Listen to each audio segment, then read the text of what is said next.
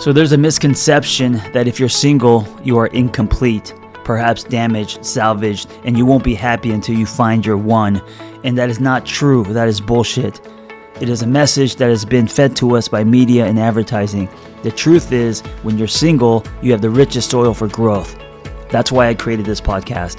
And unlike other podcasts, this one is host-driven, not guest-driven.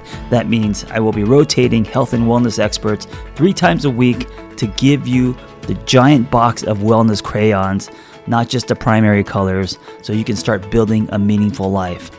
It's time to give singlehood a cape.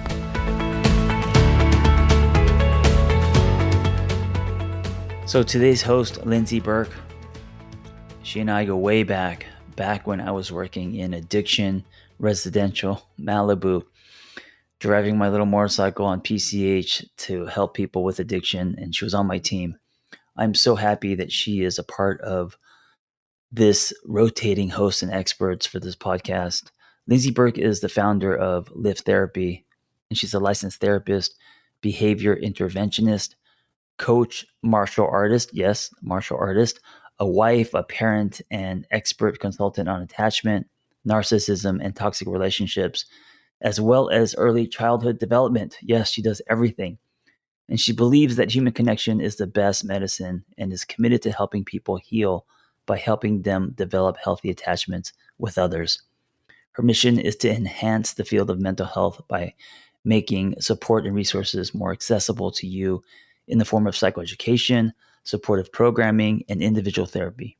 Lindsay has served as a host for the Disney Plus show Reconnect and as an advisor and expert writer for various newspapers, podcasts, and radio shows such as the Chicago Tribune, Relation Up, P Therapy, Life and Style Magazine, Pop Sugar, and on and on and on. She is very talented. She's a powerful catalyst, and I hope you enjoy. Well, I know you're going to enjoy and get so much out of her episode today. Hi, everybody. This is Lindsay, and today I have the absolute privilege of interviewing an incredibly talented woman who has quite literally rewritten her own story, Amber Susa. She is the founder and owner of Allomi, a holistic and healing studio in Redondo Beach that focuses on movement, meditation, mindfulness, offering classes from yoga to breathwork to Reiki to acupuncture, Plyojam, cardio dance fitness classes, which I am dying to come to and try myself. And she also does her own intuitive coaching. She is a writer and a performer of her one-woman show, Waking Up to All of Me, about her personal battle between the ego and the soul and learning to distinguish between the two, which came to a head with her own divorce, which just hearing that gave me chills when I read that initially. So I'm just so excited to learn more about this story. And last but not least, she is the mother to 2 incredible children, her 8-year-old son and 10-year-old daughter. Today, she is going to share her beautiful yet tough journey with us, and more importantly, the wisdom she's gained along the way. So thank you so much, Amber, for joining the show today, Single on Purpose. And we just could not be more grateful to have you on here today. Thank you, Lindsay. I'm really happy to be here. Yeah. Really grateful. Yeah. So, Amber, in your initial response to me, you noted that you had actually been an athlete your entire life. And you grew up as a gymnast, a dancer, a performer. And then after birthing your son at the age of 40, you say that everything kind of came to a head. And I think this was a really good place for us to start. I'm really dying to hear about this part of your story because I think we all kind of come to these breaking points at times.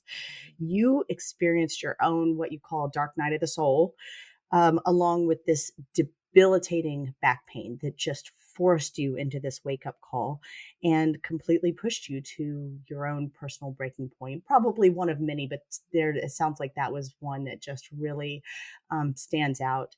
And I would love it if you could tell us a little bit about what led up to that and what finally forced you to wake up to yourself, as you call it. Yes, thank you. Absolutely. Leading up to that point, I, like you said, had been a gymnast and a dancer, and I had always relied on my physical body to help me, get through any kind of stress I was going through. Like that was always my solution. I would just go work out.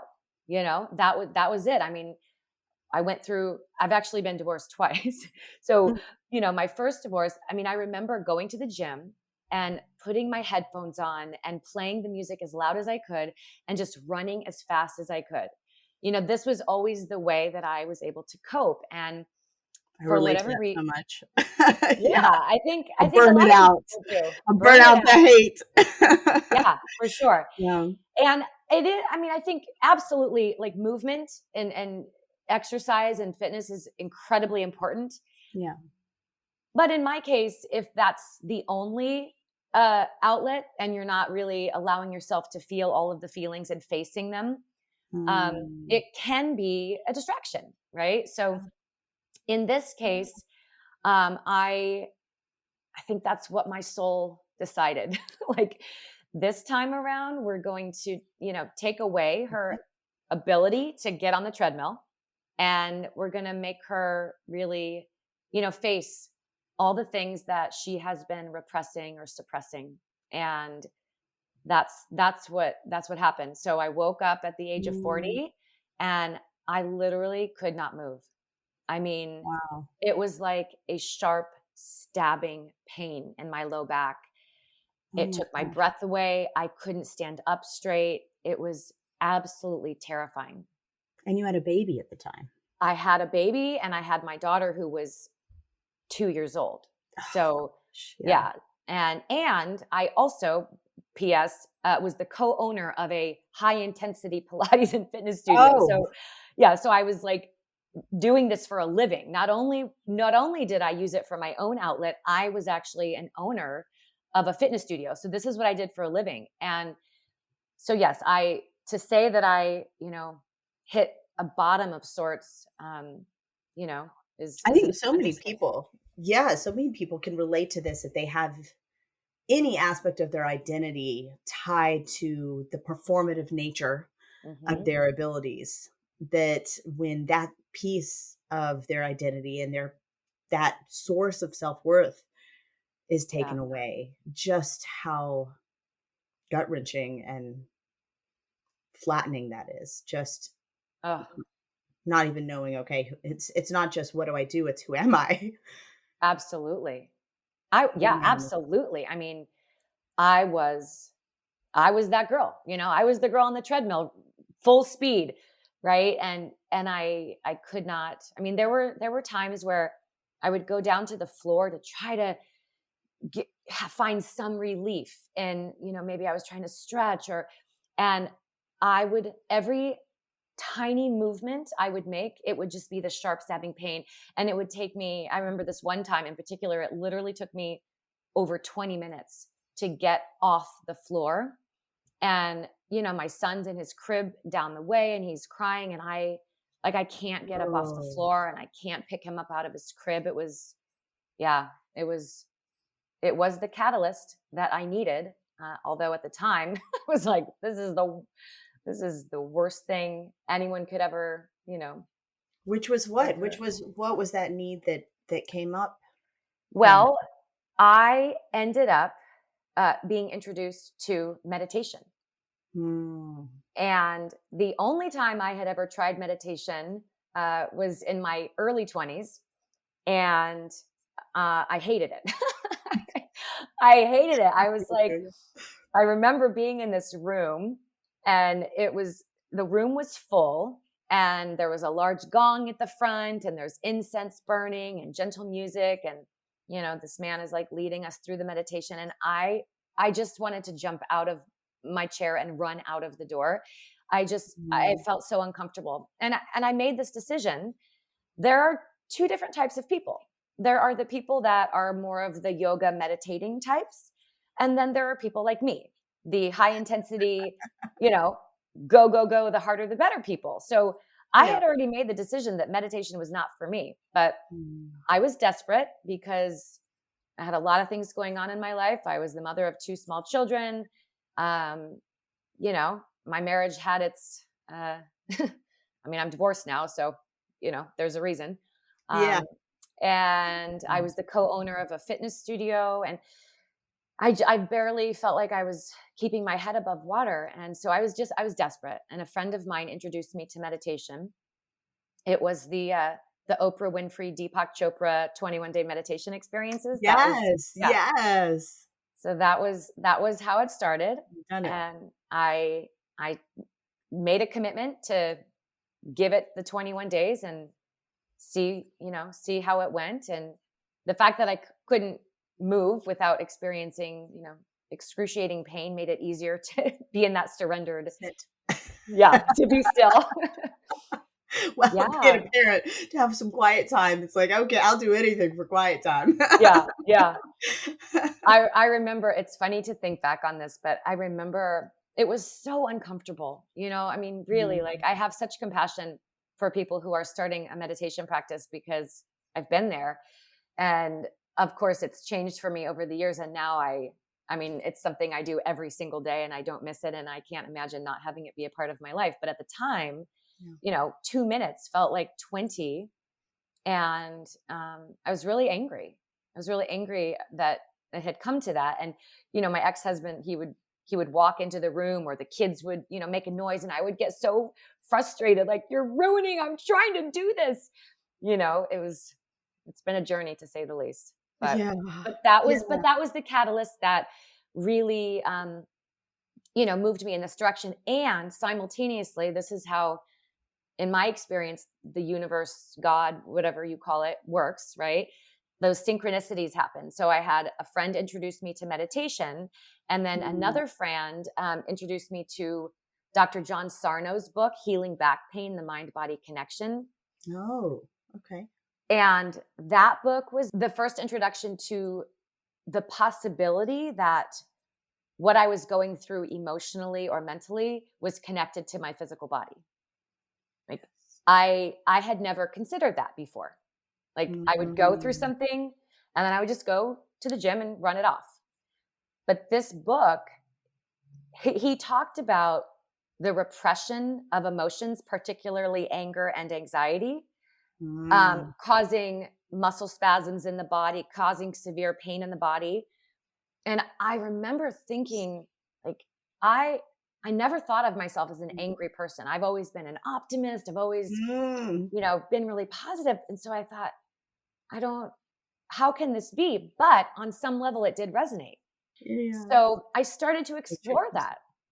I started to explore I love what that you say that. I love that you mentioned the anger, because that is one of the kind of hallmarks, especially as a therapist. That's one of the hallmark ideas and ideologies that I've experienced, both in myself, but also in others who've had a tremendous amount of anger repressed in their Mhm. family system, that for whatever reason anger was not an acceptable emotion, possibly for everyone in the family, but typically, at least for them, maybe Yeah. one family member was allowed to express their emotion, like the dad was allowed to blow up, but everyone else needs to behave, or everyone else needs to contain that, and they'd be embarrassed or humiliated, or it'd be frowned upon, or it'd be translated as something that it's not, or interpreted as weakness, or whatever it would be. So what happens is the children become detached from that. So I think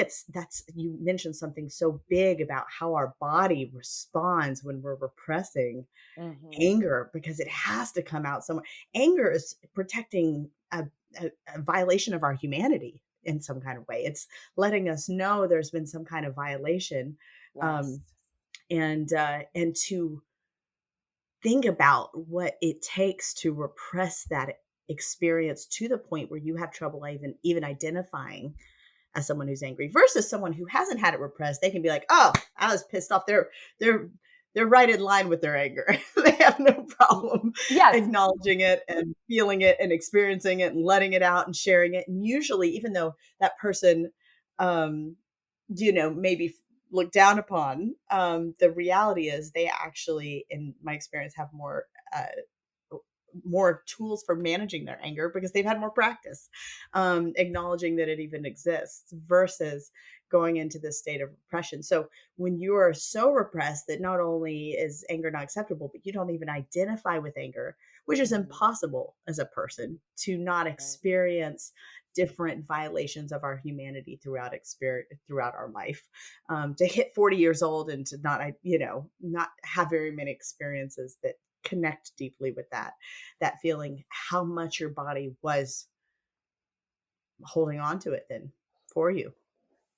Yeah, I mean, I think to to normalize it, like what you just said, like it is a natural human emotion, and to feel rage or feel anger, like it is a normal experience.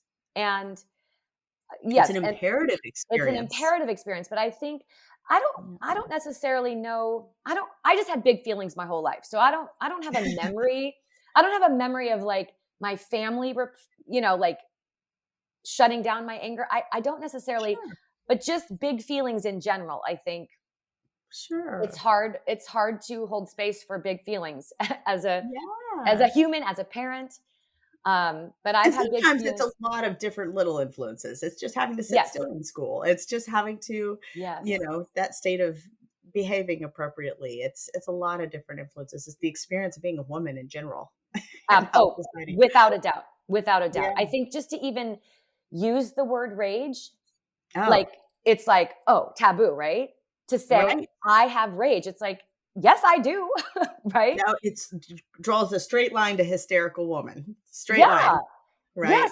so absolutely, like, collectively, we have been conditioned to believe that that's not acceptable or appropriate, and so we just shut that part down, right? And, Mm, yes, my ex-husband had no problem expressing his anger, and so when I'm reading this book, I'm thinking, "That's not me." Like, my ex-husband, now he might have some anger or some repressed, sure. but gosh, I don't. So it took some time for me to really, you know, understand where that anger came from and what it was about, and what that What it was repression. protecting. Yes, absolutely. And I think part of, I mean, there's a lot, but I think one of the main issues for me was my pattern of self abandonment. And Mm, so I think when you abandon yourself in order to adapt to fit in with the people in your life, on some level that you have abandoned yourself. And like there's shame, there's regret, there's anger, there's sadness, there's all of those emotions, knowing that on some level you have abandoned yourself. Um, yeah. oh, So I to think go hand that's in what hand. for me kind of that catalyst of my back was like, hey, it's time to really take a look at that. Take a look at that pattern, how that's shown up, and the feelings and the emotions that are connected to that, and to own some of the anger that you have not allowed yourself to feel. Mm, that's Yeah. huge. Yeah. What began to bubble up and come to the surface when that started to happen? Well, I would say the first thing that started to happen for me was um, more of a remembering of my soul self. Mm, So once I crossed this invisible line of hating meditation to really like enjoying it, I started to have this sensation of remembering or connecting to my essence, my true mhm, self, the empowered version of myself that I hadn't mhm. been embodying. And it was very exciting for me. And I started to feel, um, I just started to feel like passionate, and I couldn't get enough. I mean, I was like reading all these books and listening to all these things, and it showed up for me, not so much in where the anger came from, but more in an experience of feeling empowered, Sure. and yeah, and wanting to no longer abandon myself or deny all parts of myself. I think so many people can relate to this because at some point we hit this place of enough. Our body and our mind just say no. And abandoning myself isn't worth it anymore. I'm miserable. I'd rather rock the boat than continue down this path that is so misaligned with what I want out of life. So I just relate to what you're saying. And I think so many people relate to that fear of hurting someone's feelings and angering or disappointing people. Um, it gets eventually trumped by this overwhelming need for change to happen, that you just can't operate in this way anymore.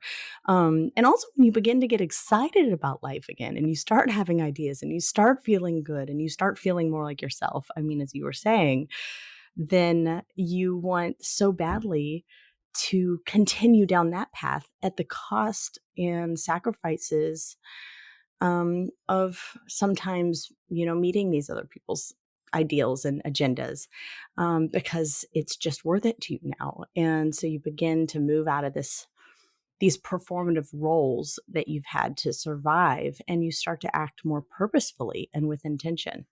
Absolutely. That's Yeah. so big. That's Yeah. so big. Sometimes that can cause a little bit of an upset. Because all of a sudden, when we begin to enter into places that are a little more intuitive and a little more in line with who we want to be, that puzzle piece doesn't fit into the life that we created for ourselves. Yes. What happened there? What was one of the hardest things that um, came about when you were making some of these? Well, I guess what big changes did you have to make, and what kinds of trickle down effects took place when you began to think differently, behave differently, Yeah. evolve into a different version, that more aligned version of yourself. Yeah, absolutely. Well, first of all, like I said, I was a co-owner of a popular Pilates and fitness studio, and we were 50-50, my partner and I. And we opened this studio, and everything about it was high intensity because that was who I was at the time, right? And so as I began to experience these new possibilities, I was so excited about it that I wanted to bring it into my studio, so Mm. I started like adding a little mini meditation at the end of my high intensity fitness class. And, in the cool down, there would be like more of a spiritual ending. Yeah. Um, and I started a women's circle. I started a Oh, spiritual book wow. study. I became a health coach. I enrolled in a health coaching program. I Oh, turned wow. we had a room that had kind of become like a storage closet. And I mean, I talked to my business partner about it. I didn't go about it without including her, but um she was not on this journey, but she was just kind of like, Mm. okay, like what, so I turned this little storage closet into an office, and I started doing health coaching. And Oh, wow. inevitably, I got into a place where I wanted to expand. I wanted my clientele to expand with me. I didn't Mhm. It's like whenever you're experiencing an up level, it almost feels like you're growing out of a pair of pants that you can't, button anymore. And it's like that's how Yes. I felt. I was like, I'm growing out of this and I want to share Yeah. this. And I named the part of the business. So the studio was called Hip Studio, High Intensity Pilates. So I named this little side part of it Hip Life. And inevitably, my business partner didn't really, well, she didn't understand. She wasn't on the journey. And to her, and I understand from her perspective, to Sure. her, I was like completely going off course, right? Like Like you're off the tracks. I'm This off is the not what tracks. we're doing. Yeah, She's like, lost her mind. yeah. Well, to be honest with you, I mean, at one point, unfortunately, it did get a little icky, and Sure. And she did actually say, "Are you having a midlife crisis?" Which the only reason why I share that is because if any of the listeners are going through this kind of experience and they are questioning whether they're having a midlife crisis, I say, I don't know, maybe, but also you could just be having a spiritual awakening and opening up to this next, this next Yes. version of who you are, right? Crisis just depends on who it's impacting. That's right. Exactly. Awakening for me, maybe crisis for you. That's right. That's right. That's exactly right. So yeah, so needless to say, we ended up parting ways, and I had to sell my half of the business, and I ended up opening a new It's business, which hard. is it. Oh God, That's hard. it was one of the hardest things I've ever been through in my entire life, because Yeah. I felt so misunderstood, and in my heart I was coming from Yes. such a pure place of Yeah. wanting to share all of these new discoveries. I wasn't coming from a place of wanting to harm anybody or the business. um, Sure. but when you're not, I mean, this happens in relationship, this happened in my marriage. When you're Yes. having an experience that is opening you to a higher version of yourself, the people that you have in your life, unless they're going through it themselves, it's going to feel incredibly threatening and scary to them, because they don't Yes. understand this new version. It just feels like you're changing and they don't get it, and it's scary. So they will act out in ways that is in response to that fear. So it caused a lot I'm of so problems in glad my you shared marriage. that. Yeah. I'm so glad you share that. And a lot of times when I talk to people about this, uh, well, first of all, I think anybody who's owned a business or been part of something, a program that they feel really invested into, there's most definitely feels like your baby. Hmm. It's another baby. You put your heart and your soul and who you are into it. And so there's a grieving process. But I think also anybody who has gone through this, I think you say it so well that it can be very lonely, Yes. um, because you are torn between maintaining the authenticity and honoring your own experience while also not being able to necessarily bring everyone along, who you love and you care about, or there aren't intentions to hurt anyone. Right. But you don't align with a lot of people in your life anymore. And then you said something I think that is a particular pressure point for me, that I think a lot of people might relate to is this idea of being misunderstood Hmm. and not always being in a place, or others not being in a place where they can speak your language until they're there. Right. And there's something so painful about that experience of not being seen and heard, and your heart seen and heard, Yeah. and having to go through something, um, in that absence, in the absence of having that, from the people who you're closest with. So I think that's just so Mm. powerful, because that's one of the biggest hurdles, in my opinion, is continuing to move forward when you're misunderstood and sometimes even demonized, or it's interpreted as malicious, which even just it makes it more challenging to stay the course or to honor your experience. Yes, absolutely. And to kind of circle back to what we talked about in the beginning of, as far as abandoning myself, um, you know, my driver for abandoning myself, I didn't know it at the time necessarily consciously, but was to avoid being alone and avoid feeling lonely. And so here I was, right on the threshold of stepping into a place where I was no longer abandoning myself, but like facing this, this experience of being lonely.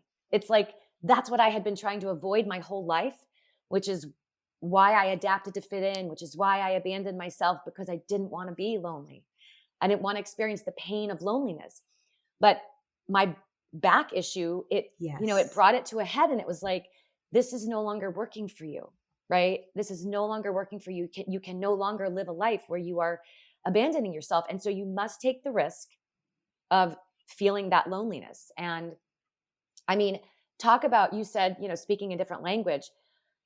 In my marriage, that was one of the most painful things I have ever experienced in my life was feeling like we were just speaking a different language, and there was no Yeah. getting through, because what I was experiencing was so real to me. I was like, this is this is real. And to him, I was literally speaking a different language. And I always say it's like, "Can you just learn French so we I can know. talk about this?" Yes.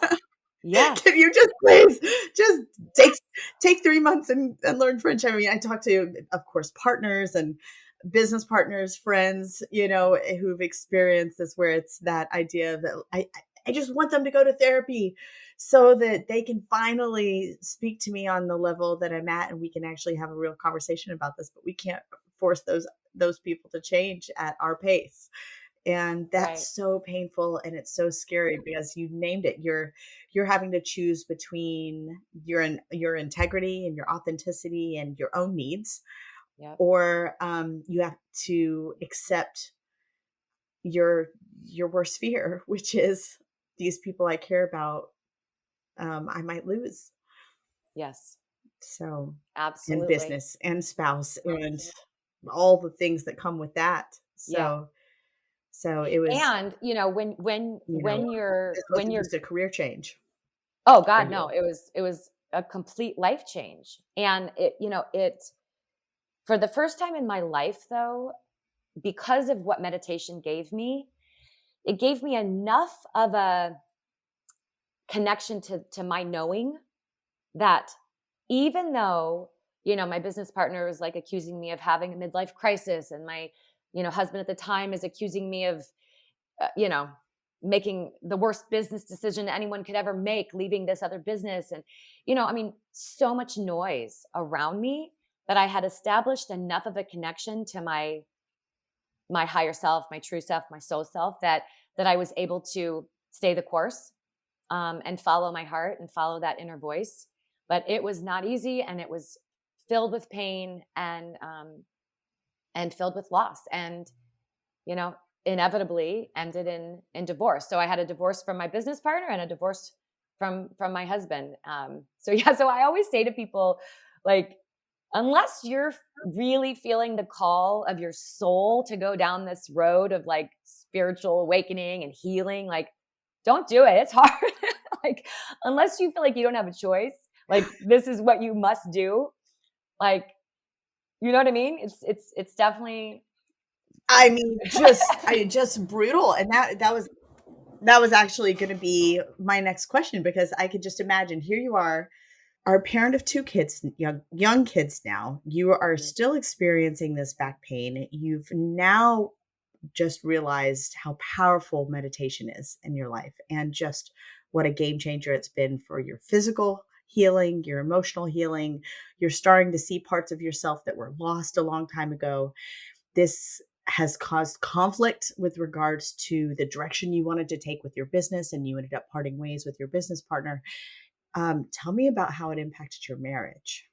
when I when I first started my meditation practice, um, what I what started to change in me, was my awareness around how I communicated with my ex-husband. Um, I Let's say we had a very different style of communication. um, he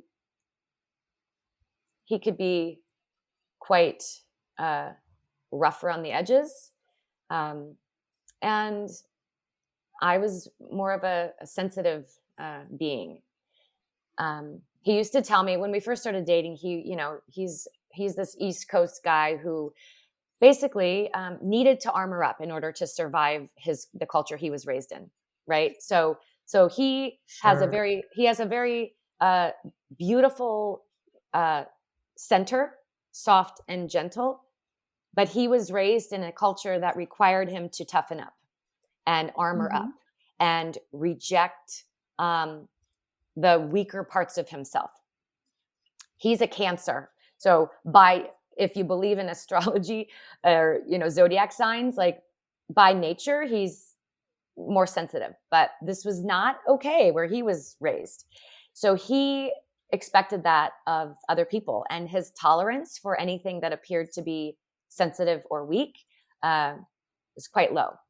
So I kind of met him where he was at, and I adapted and adjusted to his type of communicating. And our arguments were not good. They were not nice. They were not good. And I became a version of myself that I did not like.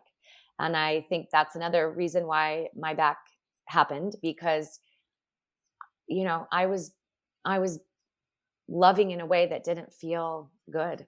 And I was being loved in a way that didn't feel good. We were not our best selves. So meditation started to give me access to my true self, and I stopped engaging.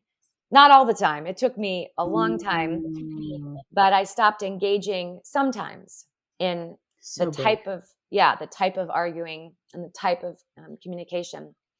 So this was not received well, because to him, right? I think that wasn't your cycle. That wasn't your pattern. That's right. Yeah. And the way that the way that you show love is you fight. That's how the person knows that you really love them, because you fight with them. And then you pretend like it never happened. Well, for me, I am not good at pretending like things never happened at all. Like I need to get it out. I need to express. I need to talk. And it was like, this was not acceptable in our dynamic. So I shut down a lot. Right. So I think just over the course of, as I started to change and evolve, our dance changed. And the more empowered I became, the more fearful he became, because he didn't understand it and he wasn't on that journey. And so, at times the harsher he became. He also, to his credit, the fact that I wanted to leave a perfectly successful business and open up a new business where we did meditation, he thought I was out of my mind. Like, he really, it's like, why would you leave?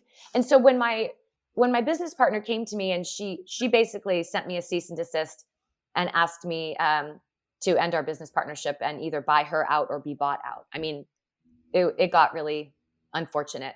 She accused me of trying to steal clients for this new business that I was wanting to open, which I initially had seen it as an extension of our business, just more of like the yin to the yang. So at the end of the day, we went back and forth in this battle of who was going to buy the other one out. And my ex-husband wanted me to fight for the business. He wanted me to fight for the business. And I eventually got to a place where I said, I can't fight anymore. I'm done. I'm going to walk away, and I'm going to focus on this new business that I have that was all about holistic health and healing. And he was so angry at me. He was so angry at me because I was walking away from financial, income and a perfectly good business to something that he knew nothing about. And it terrified him and it angered him, and it eventually led to the demise of our marriage, because I was on this path and I was like, I will no longer abandon myself. I will no longer adapt to what other people think I should do or who I should be. And we hung in there for a while, but the dissonance grew and grew and grew, and it became more and more and more painful. And the languages that we spoke became, more and more different. And it was incredibly different. painful. Yeah, it was incredibly painful, but that is so hard. So hard. That's so hard. So hard. Early on, you mentioned too something that I think that really stands out, that I want the audience to hear again. That's so important. That some of the early signs that there are problems and that we're losing ourselves is when we become a version of ourselves in conflict that we don't like. It's not Yes. just that we don't like them anymore or Yes. that something's disagreeable about them or that we're having conflict a lot. Even having a lot of conflict isn't necessarily a sign that there's a problem in the marriage that's Right. not resolvable. Conflict's going to happen, and there are just going to be harder seasons in our lives where more Sure. opportunities for conflict and disagreement are going to just arise. But who we become and who we show up as that just doesn't feel in line with our values and forces us to become a version of ourselves that we don't like.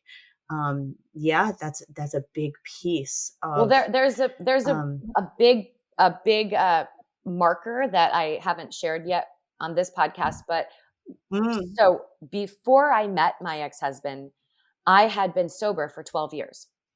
So, mm. that was I went to rehab when I was 19 and I got sober. And, for me, being a sensitive being, alcohol was something I used to help me feel like I was a part of, but it also dimmed my light. And so when I met him, Yeah. I was sober 12 years. And it quickly became clear that he wasn't going to get sober. So if I wanted to stay in the relationship, that I was going to have to give up my sobriety, or that's at least that was Mm. my, my You thought. felt that That's how I felt. Yeah. yeah, yeah.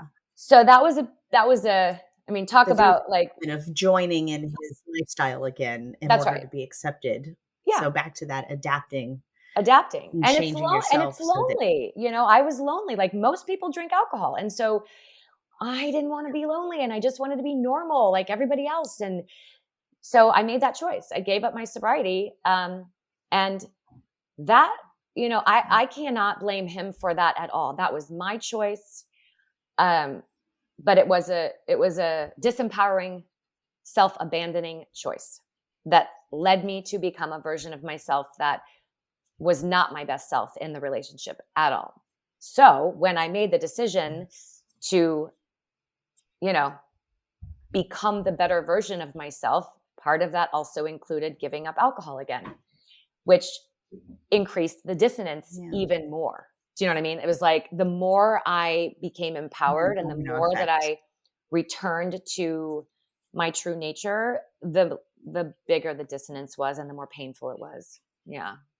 Amber, I am actually so glad you share this because I think we can all relate to this. I mean, we are first a social species. We have to acknowledge this. I mean, if we look at the Spartans during the Roman Empire, if you did not fit the mold, I use air quotes, but if you did not fit within and adapt to these cultural expectations at the time, it quite literally meant death for you. I mean, there was a whole practice of elderly individuals in the community jumping off cliffs to their death, sacrificing themselves to preserve goods and resources for the young and strong, and babies that were born with any kind of weaknesses were abandoned on hillsides. I mean, this was really survival. So we're built to adapt. We're built to contort ourselves to fit into a certain degree. And there are many survival benefits to being able to adapt in these ways. But I think I'm glad you shared this because this is a perfect example of the consequences of over adaptation. And this is that way of managing stress and socializing that may have worked for your ex and maybe not. I mean, I don't know, but it may have worked for your ex, but it wasn't working for you. And it not only didn't feel good, but you were not operating at your highest potential either. As a business owner, as a partner, as a mom, you couldn't sustain doing things in this way. And so it became a needs conflict, what I call a needs conflict.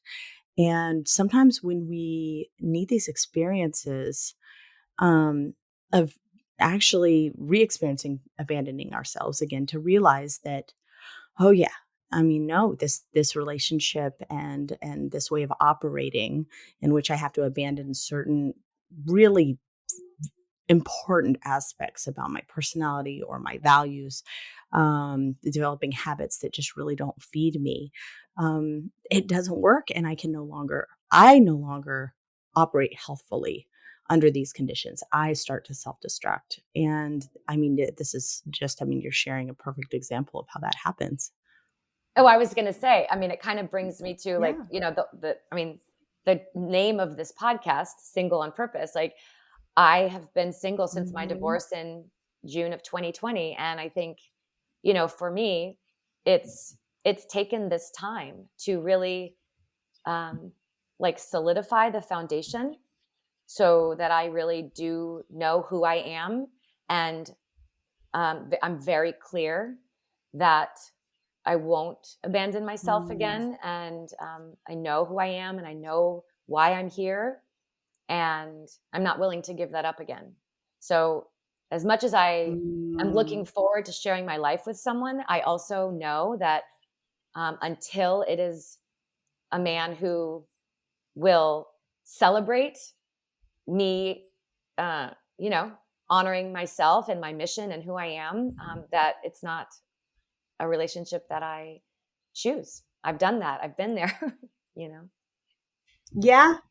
And you've gone backwards and then you've been like, oh, that didn't work again. It Yeah. doesn't work. So it's become more clear. It's how important those falls are, how important the failures are, and the breaking down of ourself again to really clarify who, who we are and what we need, and honoring that and staying true to that.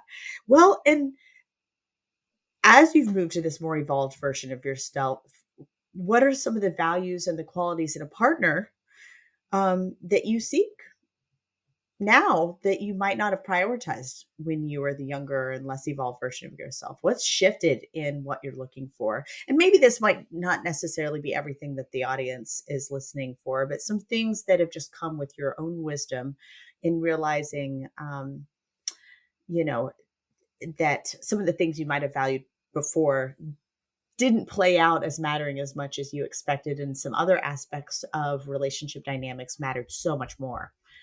So, a theme that I have had in my life is choosing the wounded boy. Um, the Mm. the boy who had dysfunction at home, the boy who, you know, I could see the pain and I wanted to help them. I wanted to save them. I wanted my love to help them heal. I've always had that pattern. Much of my life, I thought that meant there was something broken with me or something wrong with me. And really what I've come to understand is that no, I just part of my mission and my purpose in this lifetime is to be a healer and a teacher. And I just didn't understand that like going down into the deep dark well with the wounded boy and becoming wounded myself wasn't the answer, right? Mhm. So Yeah, or the role. the role. I might wanna be a healer, but I don't necessarily wanna be married to it.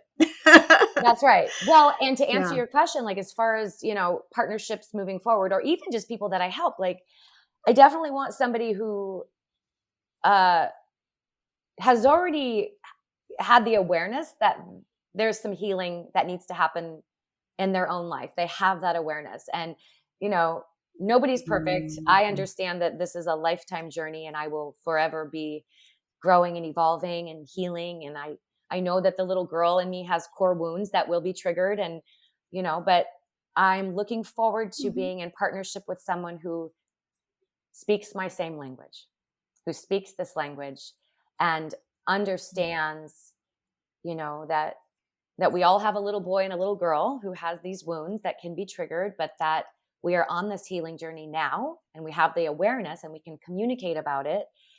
Um, and it's not my job. It's not my job to save anybody. And in fact, in my experience, when I've tried to save people, I've lost myself. You realize you can't, Yeah. and then the second piece of it is it has to be them.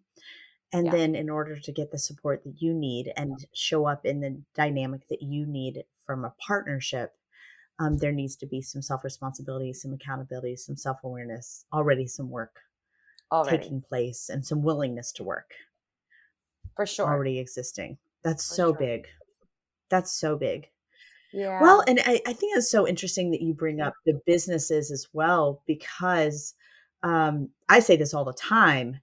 If you're not in business with your husband or spouse, getting married becomes one. That Right.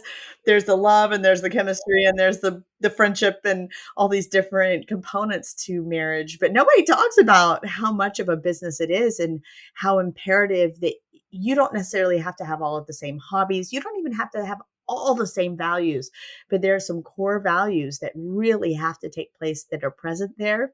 Yes. And when you're going through big growths and you're going through risky moves and taking chances and evolving and doing things, there, the value of having a partner who can support you and back you and understand uh, not just what you're doing, but why you're doing it, and can support you, because we need that when the going gets tough. And to be going through all the changes you are going through, desperately needing the support of people in your life who understand who you are in it and can keep you going when it's easy for us to give up. It's easy for you Yeah. to give up on those dreams. And that doesn't mean they always tell you what you want to hear, Right. and that they don't, give their constructive feedback and their own wisdom and contribute in certain ways. But there's an element of knowing your essence and knowing your soul, and being willing to support that. And some of those things don't get really teased out early on in relationships unless there's No. purposeful conversation around it. Yeah. I mean, I never was like consciously choosing partners. It was like, oh, I like this person. Oh, this feels good. Oh, yeah, we have these things in common. But like, I didn't have a clear picture of what was important to me to even say, like, Mm. oh, does this person have this quality or not? I had no idea. I was like, I like them. They like me. We're having fun. So now I think I have a much clearer understanding of what is important to me. And Yes. I just love that you are working so well together with your husband, and that your kids are able to feel loved and supported, and that they can, have both of you so present in your life. And you said something that even this past Christmas in Florida, you actually stayed with them for the holidays, stayed with your Mhm. in-laws, your ex-in-laws, Mhm. for the holidays, and you were able to celebrate Christmas together. And I imagine this did not happen overnight. It did not No. happen right after the divorce. No. Um, can you tell me a little bit more about what it took? I love that you phrase in your show this conflict between the ego and the soul, how you two, or at least you're part of it, Mhm. overcame this ego in order to get to a place where you were able to recollide and reconnect with your ex-husband in a different way that still allowed you to have a relationship with him, have some mutual respect, and support your children together. Yeah, let's see. Um, well, I think first and foremost, in order for there to be healing on the other side of a divorce, there also must be the willingness to take responsibility for, I'll speak for Mm. myself, a willingness for me to take responsibility for my role in our marriage and my role in the dance that we did. It's never one person's fault that something doesn't work out. So I have done a lot of soul searching and a lot of work to be able to see clearly um, my contribution to why it ended up not working. And so there's no blame. There's no it's your fault, right? There's a lot of, for me, um, Yeah. compassion. Yeah, like, tell me what the ego says versus what the soul is saying. What does this battle sound like Yeah, so the when we're ego, experiencing it, when we're hearing it? yeah, I mean, the ego is like, so in my show, you mentioned my show. So I wrote a one woman show called Waking Up to All of Me. And there are the two main narrators, ego and soul. And ego is this like East Coast guy who's like, I'm here to protect you. I'm here to keep you safe, you know, help you belong. And, this guy also says, like, this guy's an asshole. This is why you're right. He's wrong. Right. Like, this is why so, I mean, the ego and you can build a case too. Like you and the ego go to your friend to go, listen to what he said. And the ego said, yeah, can you believe this? And everybody around you is going to go, yeah, man, he's a real jerk. You're right. But right. But the soul self goes, she has a British accent and she's very, so she says, Amber, I mean, if you really are honest with yourself, I mean, you chose to drink alcohol again. And that was at the very beginning of the relationship. Right. So like I made a disempowering choice. I chose to abandon myself to meet him where he was at. So I can't fault him for that. I can't blame him for that. There you go. That was a pattern of my own. And so there's no like, well, we didn't work because right? Like we didn't work because we didn't speak the same language. And when I started growing in this direction, he didn't. And he's on his journey and I'm on mine. And I'll tell you one thing, it makes me want to cry, but he loves our children more than anything. And so I think that when you can zoom out beyond your own pain and see that this man really, like, he loves the children that you had together. And if you can find a way to come together, it means so much. It means so much to the children. Like it breaks my heart when I see people who are divorced who can't find a way, to come together in any capacity that helps the children. Not, it's like, it's so painful for kids to have to go through their parents splitting up. It's devastating. And so for me, like if we can find a way to be together in a different form and, have it be a peaceful, loving environment. Like he actually has a girlfriend. He's had a girlfriend for a couple years and we all get along and she's lovely and my children love her. And, when I chose to go back to Florida for Christmas, the year before, it was my first Christmas where I wasn't with my kids and he took them to his families. And oh my God, Lindsay, like my heart was just, it broke my heart. And so we just we decided like, we don't want to do that. We want to be able to be with our kids on holidays. And I think sometimes it takes those moments too, where you realize, there's something worse than this, than my ego and my humility around this. There's something worse, and it's a loss, like not getting to experience something big with your children. There's a lot of grieving that goes on, right? A lot of grieving when you let go of a family unit. But if you can find new ways that feel good, it's going to look different. When I flew back from Florida, his girlfriend flew in and spent the rest of the trip with them. And, I had a few moments on the flight home by myself, like, it's different. It's different than what I imagined my life would be, but it is what it is. And I, above all else, am, true to myself. And I feel proud of who I am modeling for my children. That, when you're modeling for your children, acts of, like disempowering choices or abandoning yourself or not modeling self-love, like that's not what I want to do or who I want to be. So even though it's painful and even though it doesn't look like how I thought it would look, I know that I love myself and I'm modeling that for my children. And we had a great time. Like we had a fantastic time for Christmas. So.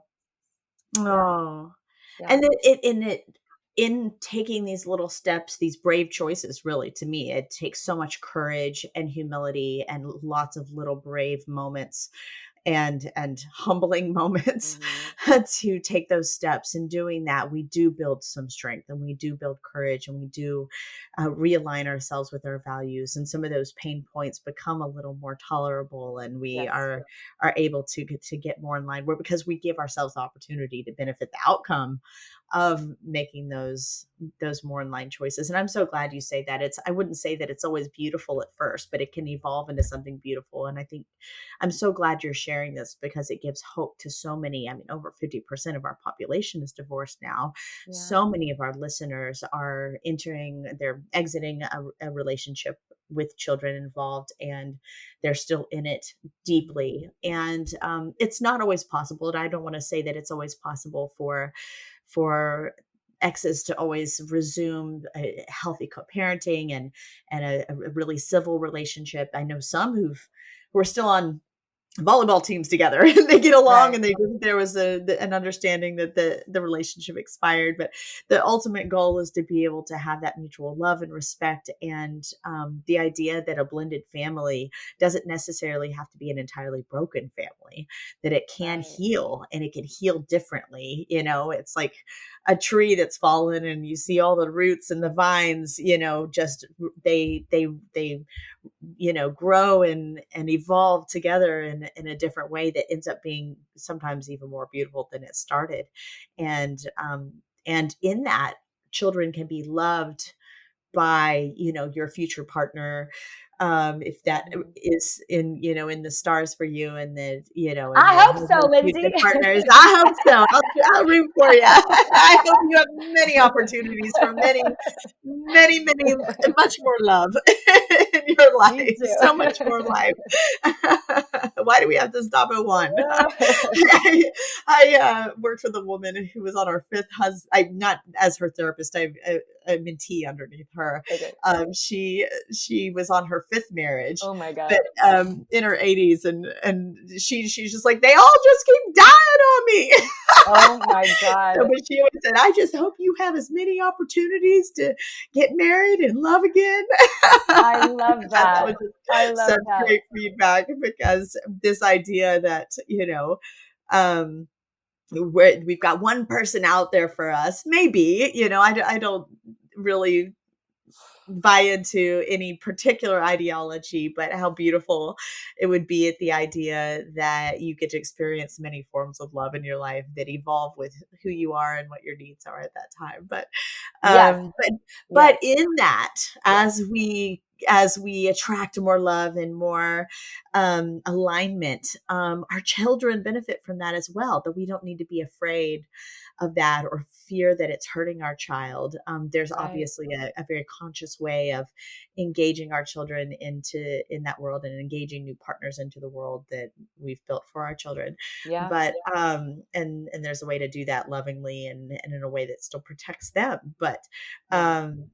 just that children can benefit. They're not hurt by more people loving them and caring about them in their life. Well, and I will tell you like that. I mean, for the listeners that are, at the beginning of this process, one Yes. of the hardest things I went through, honestly, was watching my children grow to love this woman.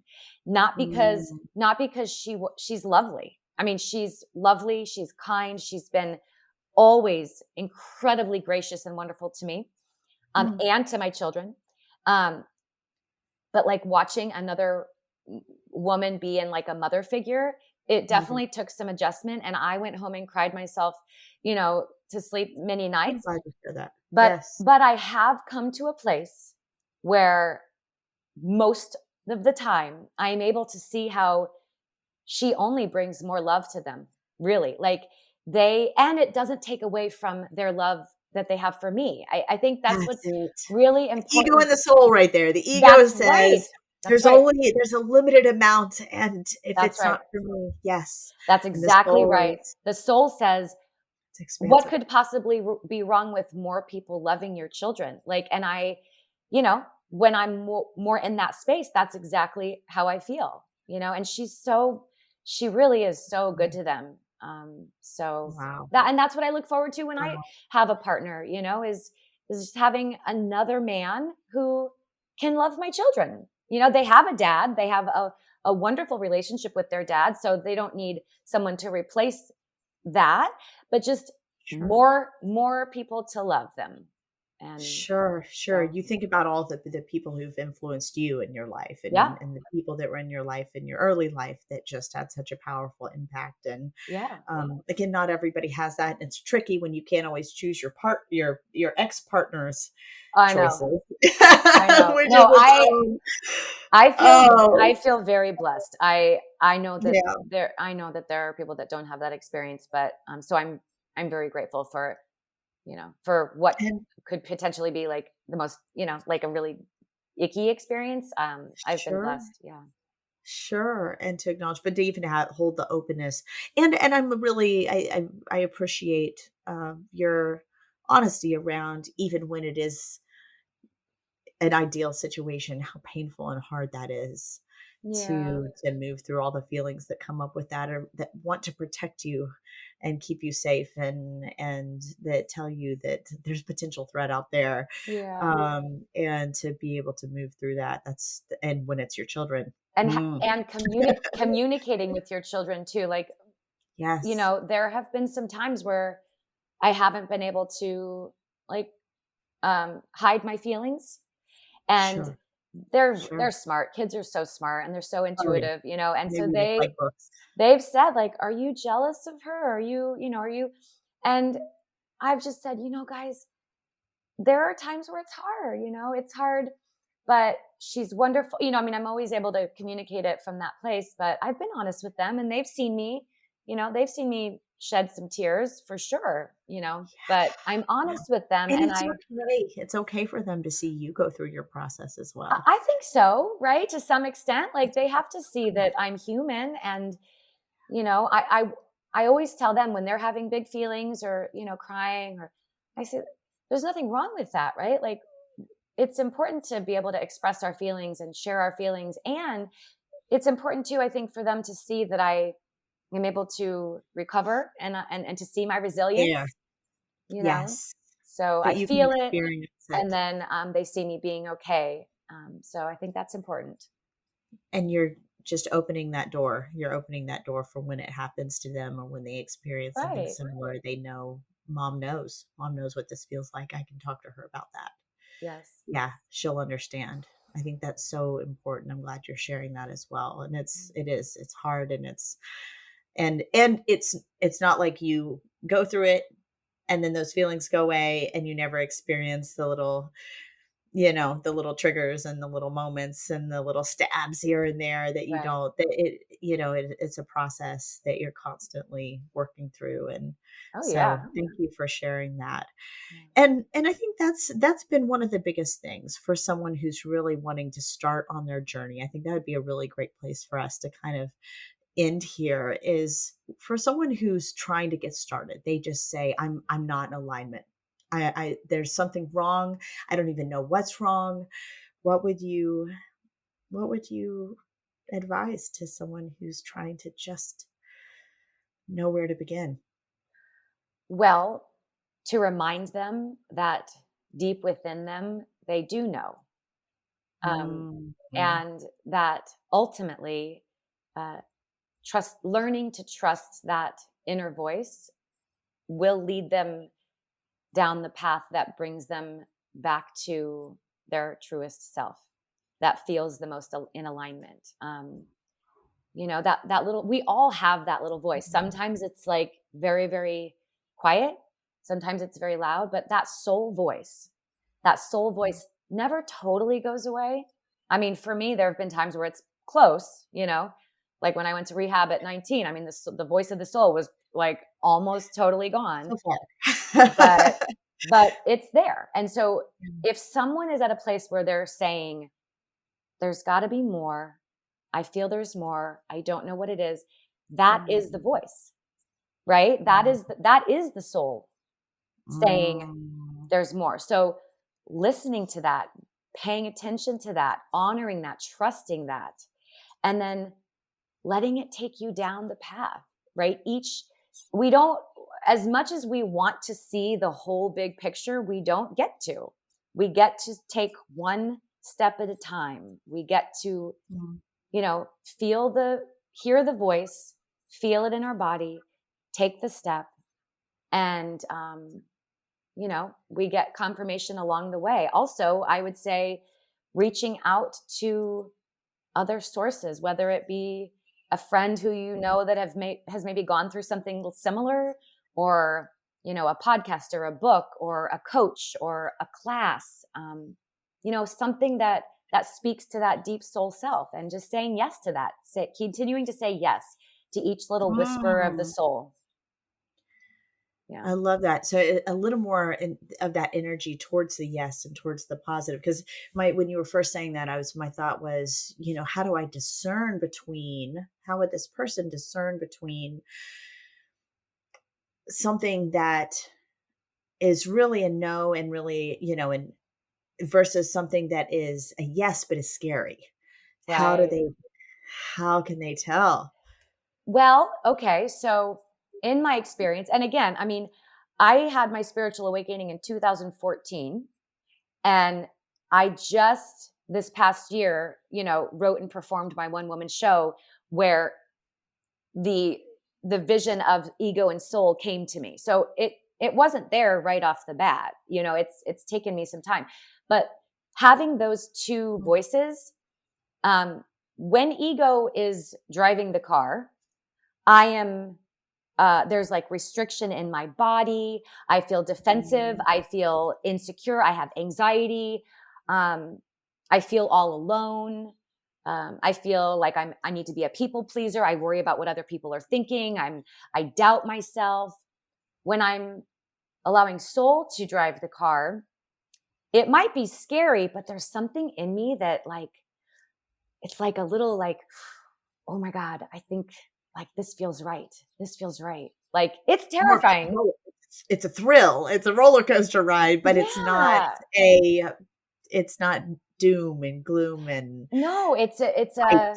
yeah. I mean, and it's just one step at a time. Like, writing my Mm. show and performing it was, I mean, I had so many times where the voice of ego was like, "Are you crazy? Like, you're gonna tell you, like, this is stupid, right?" Like, and but like this, but Get the voice. I have I have established enough of a relationship with my soul voice that even when that ego is coming in, I'm like, okay, pal, here's the deal. Like, you were the louder one most of my life. Now soul is louder. So I hear you. I get you. I appreciate you wanting to try to protect me, but I'm doing this, right? Like, I'm writing a book right now. I mean, I'm like, what? That's amazing. But Yeah. my soul just knows. My soul just knows, and everybody's soul just knows. It's just a matter of saying yes.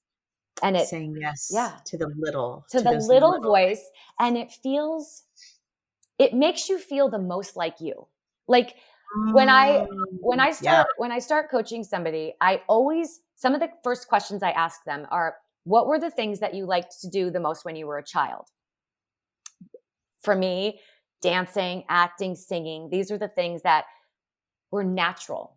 I felt natural doing that. So what are the things that you loved as a child? Because chances are those are the things that are the most natural. Those are your most natural gifts. That is soul alignment. So maybe start Not gonna be to, work. huh? It's not gonna be the same kind of work Right. feeding that part of Yes. yourself. Yes. So I mean, you asked me what advice I would give. I would give advice like, ask yourself, what did your child self love to do?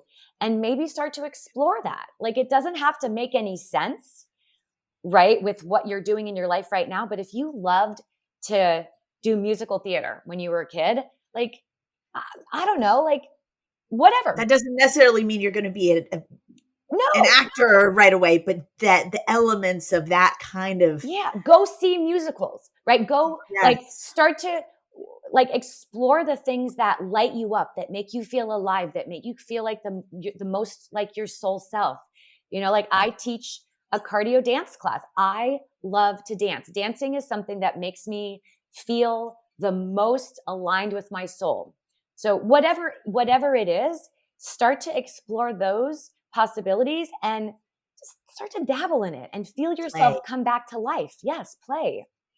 and it will kind of come to you. It will unfold. It's the puzzle. Like, you don't get to see the whole puzzle. You just have to put one piece at a time, and it starts to fill in and you start to see the bigger picture, right? I love that. I love that.